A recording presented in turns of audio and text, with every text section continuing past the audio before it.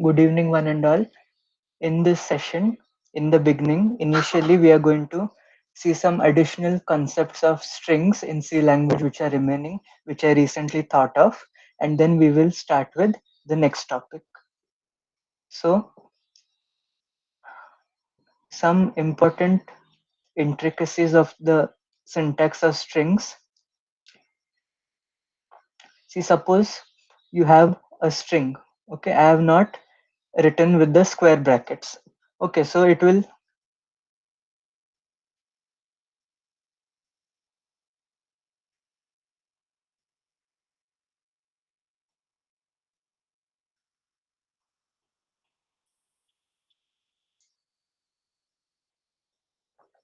So I have not mentioned the declaration part with the square brackets.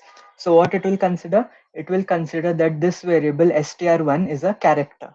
Means it expects that the value of str1 is just a single character like this. Okay, if I do not specify the square brackets, this is considered as a character. Now, if I don't write the square brackets and I just initialize it like this directly, here also, if I do not initialize it, it is considered as a character. But suppose I initialize it to a string. Okay, then let us see what happens.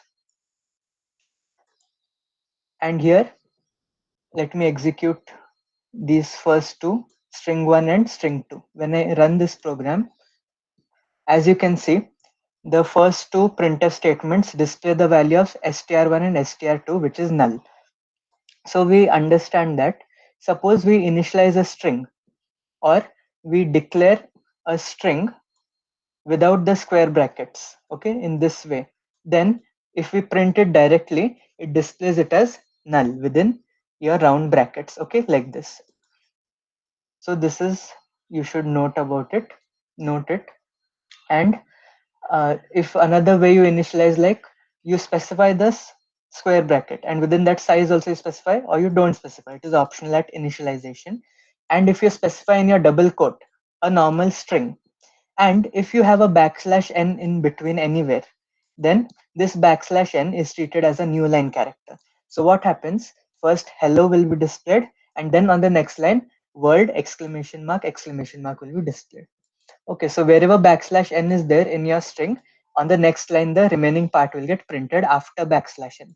So first this much is printed, and then on the new line this will be printed. Backslash n will not get printed.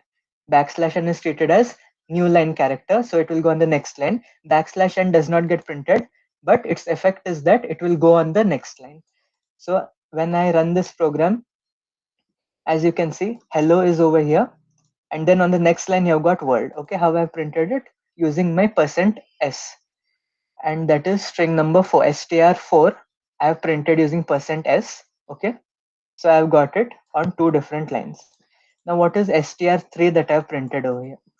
Str3, this is another way. See, we have seen that one way is we can write char str, then within square brackets equal to, and then you write whatever string you have, or you create a pointer, say s, and you point it to str. Okay, this way. Specifying your ampersand over here is optional. Okay, for strings and arrays, specifying ampersand here is optional, because whenever you write the name of your string, only the name, or whenever you write only the name of your array, you can access the address of the array by that. For example, if I want to print, if ARR is an array and I print ARR, then it will print the address of the array. Similarly, if I print ampersand ARR of 0, it will print address of first element, but only a array name, it prints the address of the array. Similarly, if I want to print only str, means only str, if I write, it refers to the address of the string, means the address of the first character of the string. And suppose I print str of 0, it means I'm accessing the first element. So we understand that if we write only the name of the collection of elements. Array is a collection of elements, string is a collection of characters. If we write only the name, then it means address of that particular structure, address of that particular array, or address of that particular string. So to access address of an element of that particular structure or data structure, particular structure of that, we want to access some element of that structure, its address, then we have to write ampersand of that element. Only array name gives address of the array, but address of element, only then we can access the address of that element. If I simply print arr of 0, it will print the value of the element at index 0. Have you understood this much? Yes. Okay. So some new ones have joined today, means who are not that regular. So if you are not understanding, you have to see my previous recorded videos which I've uploaded using the sheet. So this I've already explained actually. So here what we were doing, we have initialized a pointer to the string. What is the pointer? S is a pointer to the string. Okay, and then using S, I can print, suppose I can print S of 0. Or same thing can be done by writing asterisk S. Okay, these two ways you can access the first element. Then you can write asterisk S plus 1 to access the element at index 1, or you can write s of 1. So this is what, first you have to write a string in this way, and then a pointer to that string. Okay, first the string and then a pointer to that string, and using this pointer you can access the string. But there is another way where you can use directly the pointer. See here, str of 3 is not pointing to any other string, it is directly initialized to some string. Okay, this is also possible. So this is also possible. Means here, what is the benefit? You don't have to specify the size within square bracket, right? Otherwise, if you write like this, at initializing you have to specify, at declaring you have to not specify, at initializing it is optional, but in declaration like this you have to specify actually. Okay, otherwise it gives what? Null. Okay, if you don't specify within square bracket size at initializing, it is okay, but means you must give empty square brackets. It is compulsory. But for declaration part, it is compulsory over here. Okay, for example, so that it's clear for you, this is just revision part. If I write str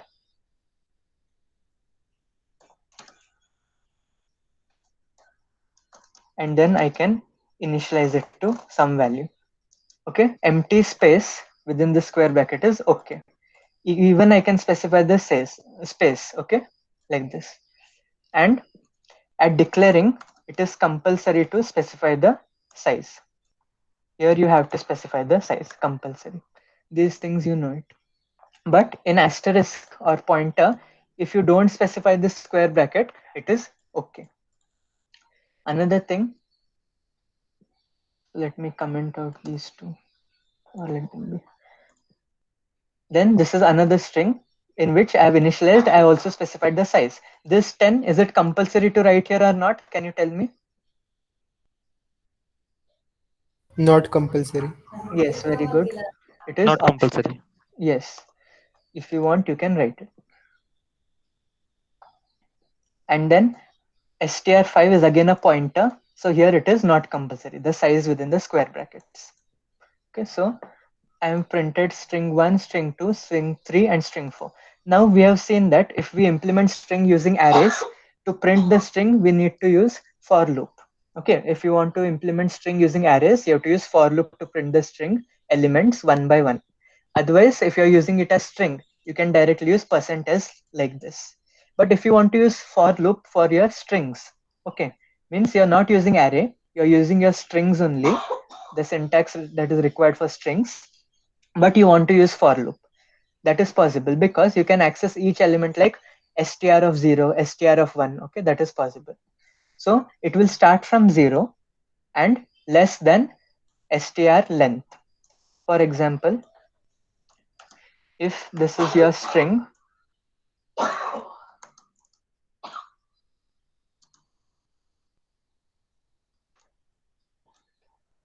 So here there are 4 characters. So what should be the size that I need to specify in this rectangular bracket? Can you tell me? 5. Yes, very good, 5. One extra for the null character. So here the string length will be what? Any idea? 4. Yes, very good. It is 4. 4. Very good. And what is the size of str? Can you tell me? 5. Yes, very good. Very good answers. It is 5. So we know that there are 4 characters, means which we want to display. There are 4 characters. That is string length is 4. So index goes from, just a minute. So A is located at index 0, B is at index 1, C at 2, and D at 3. So maximum index is 3, but 3 is nothing but strlen minus 1. String length minus 1 is nothing but 4 minus 1 is nothing but 3. Okay, so we should iterate through the for loop for I equal to 0 to I equal to 3. That means I equal to 0 up to I less than string length. Okay, I less than string length means it is same as saying I less than equal to string length minus 1. So here either say I less than string length, or you can say I less than equal to strlen of str minus 1. Both will give you same. Okay, this is one way to iterate through your for loop using the string length, which returns the total number of characters which you want to display. And then you must print using %c now. Why? Because str of 0 is a character. Str of 1 is what? It is a character. Str of 2 is what? A character. But str is a string. So whenever we access an element of a string, it is a character. So through str of 3 of I, okay, using this, we are accessing the character at index I. It is a character, so %c. So one by one, the characters will get printed. So str3 is what? It is initialized to college. So C, then O, then L, then E, then G, and D. So these characters will be accessed one by one and they'll get printed.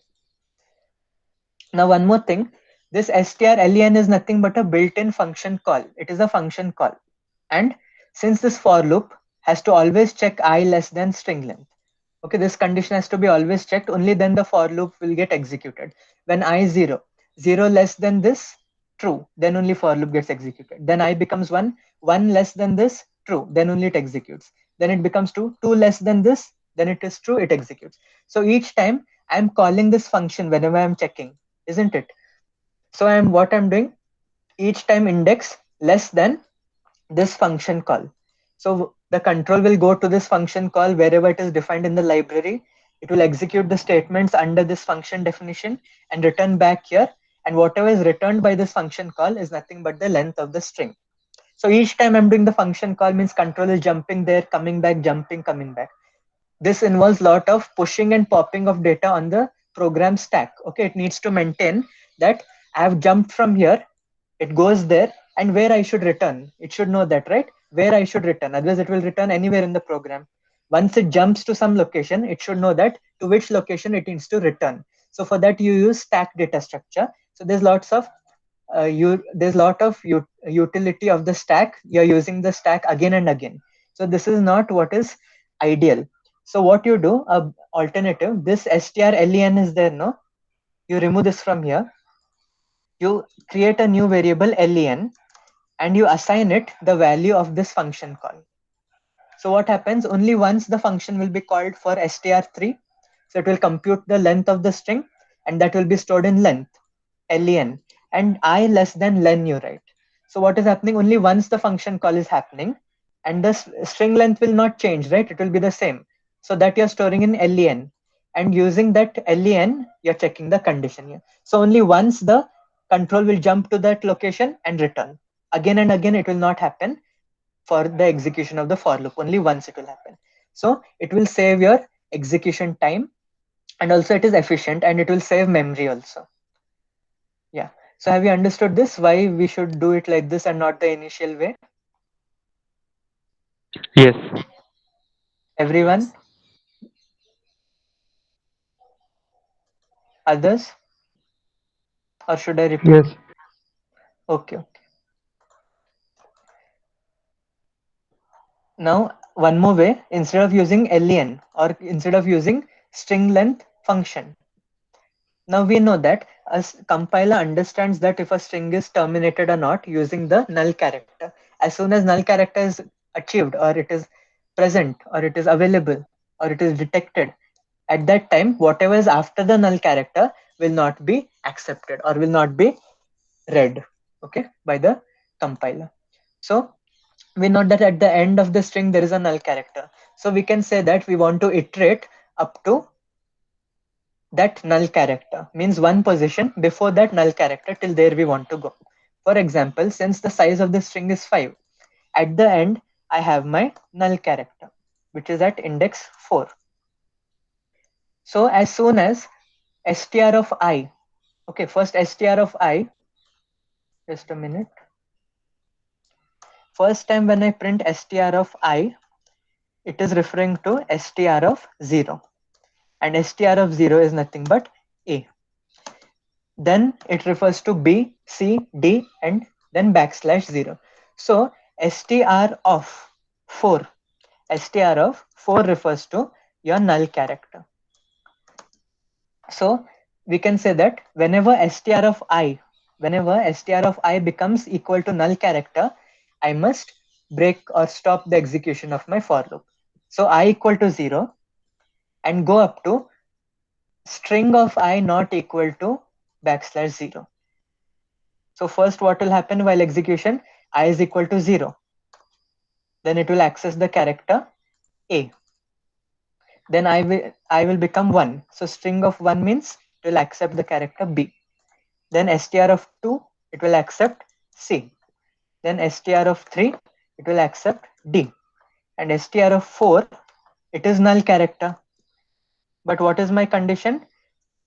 I must stop if I must continue as long as it is not null character. But as soon as it becomes equal to null character, this condition over here fails. As soon as it becomes equal to null character, this condition is false.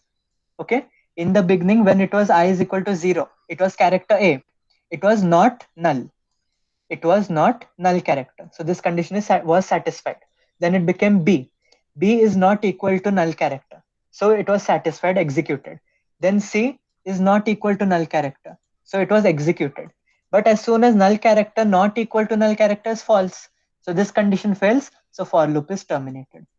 So it will go for index such that you can access A, B, C, D. And when it becomes null character, nothing will be executed. And so you need to increment I, and you can access using either this syntax.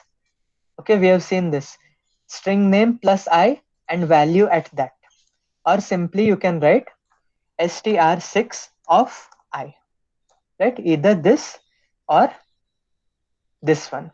Now, since we know that addition is commutative, means A plus B is equal to B plus A. Order of A and B over here is not necessary, or it is immaterial.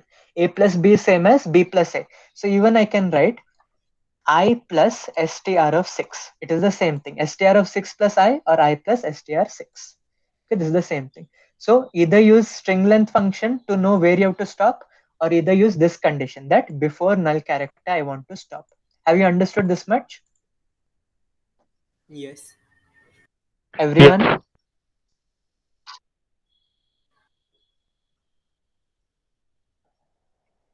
Ruchi Patil, have you understood? Yes. Okay. Now another way, just I'm changing the condition. Here I was using the condition within this for. But here I have not written condition over here, but I have written condition to achieve the break function. Means this is an infinite for loop by default, and I am printing this is an infinite for loop by default, and I'm printing the values. But where I should stop? When the character is null. So if the character is null, I must break. So this is giving me the same thing. And now see here, str5 is a pointer type string, right? It is a pointer. Means str of 5, str5 will point to h over here for Hadapser. It will point to h. Then we will increment it so that it points to A. Again, we will increment it so that it points to D. And this is how we are incrementing one by one to access the characters one by one. Okay, so this is how it is happening. So here str5 is initialized as a pointer to the string. So here we can perform like this operation, that I'm incrementing, and the value at that means what is happening, the address is getting incremented and the value at the address we are accessing one by one. So first address will be for the first element, and then the value at that address, then address is incremented, it is for the second element, then we are accessing value at that address, then address is incremented for the third element and we are accessing value of the third element. So this way, if the value of the element is null, we are breaking.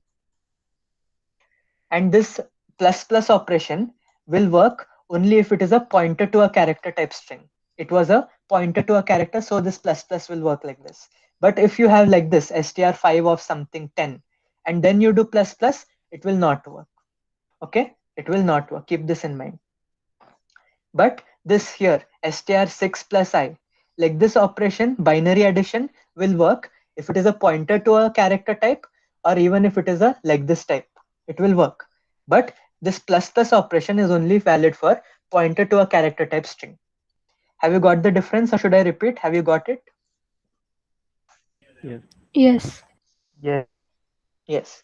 If anyone, even a single person, has not got it, tell me, I will repeat. So this was about this part, which I wanted to show you. So these are some things which you need to test before you use your string concepts in your programs, right? Otherwise, you may not be able to detect the errors. So whenever, if even if you don't remember these things, you can always refer this video to understand this thing, and then you can implement in your program. Okay, so certain things you can't remember always, but it is better to know them beforehand, so that at least at the time of using it in your program, you can go through this and then implement it in your program. Now, another thing is substring. Now, what is a substring? Anyone knows? In your own language, can you tell me? Anyone? A string inside a string? Yes, very good. A string inside a string, or a string which is a part of another string, or a string which is present in another string, or in terms of sets. In maths, we have studied sets. So a substring is a subset of the given string. Also, like that we can say it. So you can say it in any way. Okay, a string within a string, or if you want to simplify it, a nested string, you can say. Okay, not actually nested, but kind of. So here there is a string, health is wealth, and this is a pointer to a string which is initialized. It is not pointing, it is a pointer to a character, right? See here, one more important thing that struck me just now. See, s is a pointer to a string, right? S is a pointer to a string, but here this string is a pointer to a character, right? It is pointing to s first. This s over here, str2 is pointing to s, then it will point to space, then it will point to w, then to e. But here, this s is a pointer to a string, okay? And even if it is a pointer to a string, it is a pointer to the first character of the string. Here it is directly a pointer to the string and first character. So it is similar, but little different. Anyways, so s space wea, it is found over here. S space wea, it is found. But suppose this w was lowercase, then it will not match. Uppercase and lowercase is different. Okay, it does not mean the same character. And string 3 is hello backslash n world. Okay. Now string length function or built-in function can be applied. So let me first run this program. So I have stored the length of string 1 over here, and I have stored the length of string 2 over here in these two variables. Now I can check the substring existence using this built-in function. This is one more built-in function, str. Okay, like how we had strlen to find the length of the string, that is total number of characters you want to display. Then we had Just a minute. See, first we had strlen.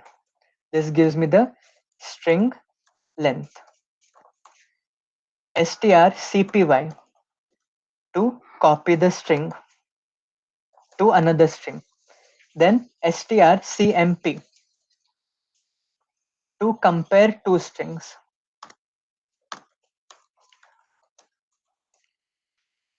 Then which other we had? Can you tell me? str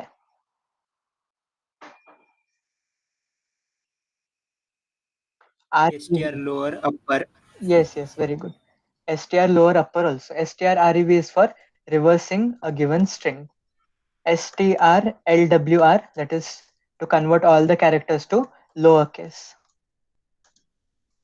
And strupr to convert all the characters to uppercase if they are in lowercase. Now we are seeing str to check substring within a given string. And one more is strchr to check for a character within a string. It checks whether a character is present within a given string. Okay, within a given string. So this is like here, it will return a boolean value mostly. Okay, so string 1 is your original string and you want to check whether string 2 is present within that or not. You want to check the existence of string 2 within string 1. So you want to check whether string 2 is a substring of string 1 or not. So you want to find whether s space wea is present as a whole within this. So if you have s over here, then you have w in between, at the end you have e, that will not work. The string 2 should be present as a whole thing together, all the characters in your original string. S space wea should be present together in your original string. So you're checking whether parameter 2 is present in parameter 1 or not. If it is present, then it returns true. And if condition is satisfied, so I'll print the message that it is present, substring is present, else substring is not present. Similarly for character, suppose ch is the character that I want to check whether it exists or not. It is h, health is wealth. Okay, in wealth ka h, okay, or health ka h, both are there. So it will check for ch whether it exists within the original string or not. If yes, this condition is satisfied, I'll print the message, else it is not present. So let me run this program. See here, substring, this one is present in the string. And this character h is also present in the string. Suppose I change my substring a little. I make it small w over here. So it should print that it is not present. See here, this string is not present in the original string.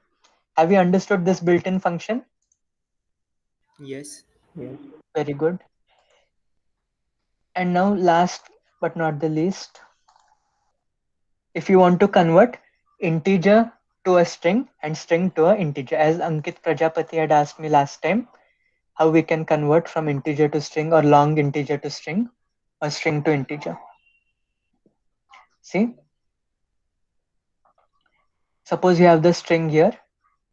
Okay, I have declared it. Then using scanf, I am initializing. It means the user entered value will be stored in str1. Now here I have not written percent ampersand. I have not written ampersand in the scanf. It is okay because I said that whenever you write the array name or the string name, it was referring to the address. So you don't have to write ampersand to indicate address of. Okay, it means you're already specifying the address. Okay, so it's okay. Even if you specify ampersand, no problem. Now note that if you have a string like this, asterisk str2 means it is a pointer to a string, then using scanf you can accept it and either use if you use ampersand d or sorry, it will not work. Okay, scanf for this, like this strings for your asterisk initializations, it will not work. Scanf means you cannot accept the value of set strings from the user. So the alternative is you have to just initialize it, whatever value. Okay, you have to hard code the value. You must write the value directly in your program. You cannot use scanf for such type of strings. Also, gets function you cannot use. Okay, so the disadvantage is such strings have to be initialized directly, not scanf, not gets. Now x is equal to this one. The function is a to I. A stands for string, to I means integer. So string to integer. This is the thing. So string to integer means you have to give a string as a parameter, and whatever this function returns, it will return the integer part of that string. Okay. Suppose your string is, let me run this program.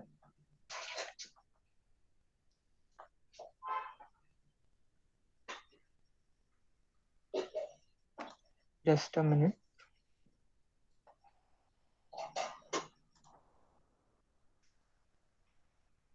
See, I'm entering my string 1, 1, 2, 3, 4. So this gets stored in the string. So my string is 1, 2, 3, 4, and after conversion of integer, it is 1, 2, 3, 4 itself, right?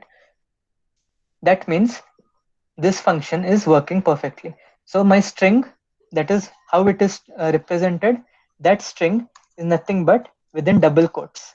It is this string 1, 2, 3, 4 within the double quote is a string, and it is getting converted to 1, 2, 3, 4 integer. Okay, this is a string converted to 1, 2, 3, 4, that is integer. The function is a to I. Similarly, if you want to convert integer to string, the function is I to a. Okay, integer to string. Now this parameter list you need to pass. You must pass the integer that you want to convert to string, and then the integer that you want to convert to string, that string needs to be stored in some string variable, right? So it is stored in str2. That is the second parameter, and 10 is a compulsory value that you must pass here. It is used for your buffering, and you need to find out why it is only 10. Okay, this is a small homework that I'm giving you. For those of you who are interested, you have to find out why it is 10 over here, and you can tell me in the next session. Okay, but 10 is compulsory. If you give some other value, it will not work. So here x is the integer that you have to pass, which will get converted to a string, but where to store that string? In str2, and 10 is the compulsory value you must pass. And then I'm printing that string s after conversion is integer %d. So for string, so %s, and then I'll print the value of str1 and %d to print the integer. And here integer %d was converted to string %s. So have you understood the conversion function also? Yes. Yes. See, because yeah, Yes, so I string have is a not, doubt. yes, If suppose we are converting string to integer, yes, and the string has numbers and alphabets, both are there. yeah, So what will happen to yes, if we we will convert it test into that integer? also, yes. And one more thing, why we cannot use typecasting over here directly, like int within brackets and then write the string name? No, because string is not a direct primitive or built-in data type like integer, float. They are your initial or primary data types. But string is a collection of characters. So you cannot use direct typecasting. You must use such built-in functions. Even arrays, you means you cannot directly typecast, though it is not possible. For strings also, it is not possible. You have to use such functions and not typecasting. So if the string has certain characters also, 1, 2, 3, A, S. So after conversion, only the integer part is getting converted into the integer. So if you have characters, they will be ignored or they will not be read, you can say, and you'll get only the integer part. Similarly, integer was what? It is integer, so it is 1 to 3. You can't have characters in your integer. So after conversion it will be 1 to 3 only. But string, if it has characters, which is allowed in a string, will not be in the integer. Also, if I have special characters in my string, suppose I have 1, 2, 3 hash dollar percentage and again 8, 9. So only the part which is before the special character is getting converted to integer. If you have special characters and after that integer, this after that integer, that is after the special characters integer, will not be accepted. Only before the special characters, which is valid, that will be accepted. Have you understood? Yes. Yes, and if there is a space between two numbers, then Okay, that also we'll see.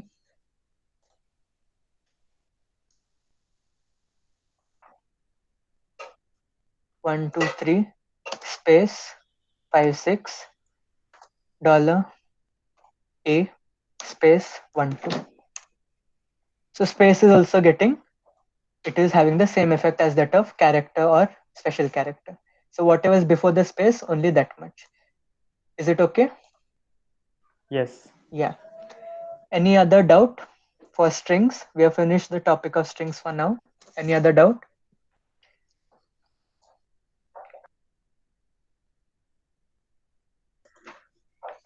Okay, you can ask me. No doubts? Anyone? Ankit, any doubt? No, sir. Okay. So just a minute.